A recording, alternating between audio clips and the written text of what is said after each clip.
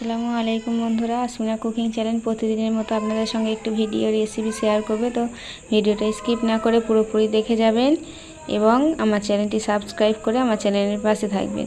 তো দেখুন বন্ধুরা, আমি এখানে 1.5 কাপ ময়দা নিয়েছি, তাতে কিছুটা পরিমাণ চিনি দিয়েছি এবং লবণ দিয়ে ভালো করে মিশিয়ে নিয়েছি।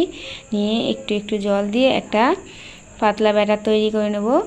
এটি পাতলা যত হবে তত এই জিনিসটা খেতে ভালো হবে। তো দেখুন বন্ধুরা, ব্যাটারের ঘনত্বটা কতটা পাতলা আপনারা দেখতেই পাচ্ছেন। এবারে আমি একটা ননস্টিক তাওয়ায় তেল গরম করে নিয়েছি। নিয়ে এভাবে একটা হাতার সাহায্যে ময়দা গোলাগুলো দিয়ে চারিদিক থেকে এভাবে হাতাটি নাড়িয়ে নাড়িয়ে ঘুরিয়ে দেব। তো দেখুন বন্ধুরা, এভাবে নাড়িয়ে ঘুরিয়ে নেওয়ার পর আমি আবারও বসিয়ে দেব। বসিয়ে দিতে দেখবেন কত সুন্দরভাবে শুকিয়ে আসছে। শুকিয়ে গেলে একদম যখন দেখবে উপর দিকটা শুকিয়ে গিয়েছে, তখন একটা হাতার সাহায্যে ধীরে ধীরে উল্টে দেখবেন। এই কম সময়ে এই গোলা রুটিটা আপনারা যদি সকালে চা নাস্তার সঙ্গে খেতে পারেন, আপনাদের মন আনন্দে ভরে উঠবে এবং নাস্তাটিও খুব দারুণ হবে। তো দেখুন বন্ধুরা, খুব অল্প সময়ে আপনারা বানিয়ে নিতে পারবেন অনেকগুলো বেলা রুটি।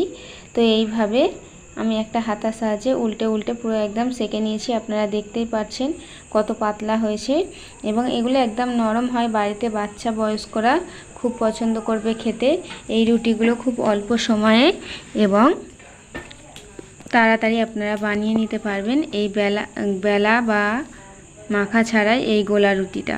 তো দেখুন বন্ধুরা, কত সহজে আমি কতগুলো রুটি বানিয়ে ফেলেছি। আপনারা এই টিপসগুলো ফলো করে এই রুটিটা যদি বানাতে পারেন, দেখবেন নিশ্চয়ই ভালো হবে এবং খেতেও দারুণ হবে। কত সুন্দর দেখতে লাগছে দেখুন। তো বন্ধুরা, ভিডিওটি ভালো লাগলে লাইক, কমেন্ট, শেয়ার এবং অবশ্যই করে সাবস্ক্রাইব করে আমার চ্যানেলটির পাশে